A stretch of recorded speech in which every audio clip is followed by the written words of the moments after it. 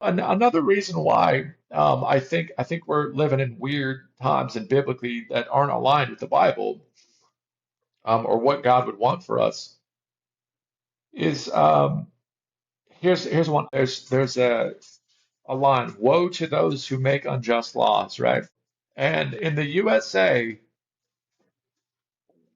we're kind of starting to have a gap where you really do have the people who are poor and you have the people who are affluent and wealthy, and then the people who are very, very, very wealthy, right? So like you kind of have poor, upper middle class, and wealthy, very wealthy, right? Those are kind of your three sections now.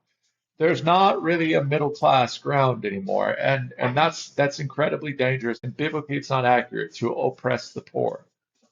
We're supposed to support the poor. We're supposed to help the poor. We're supposed to provide jobs and monetary assistance or opportunities for the poor, right?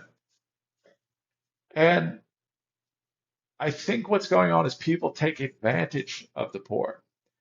Case in point, it's the credit card companies who give the worst rates to the poor. They give the best rates to the rich. And logically, on one hand, from a business standpoint, makes sense. You're like, okay, who's going to be likely to pay you back your money? The people who don't need your money. But the point is we should probably start flipping some of these mentalities and thought patterns because the people who need the most help are at the bottom of the hierarchy.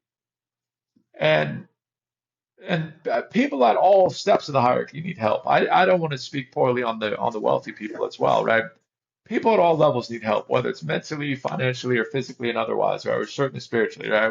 We could all probably improve on that. But I think what's happening in the USA is not going to be good for the next 10, 20 years of the USA because it hasn't been particularly good the last 10 years.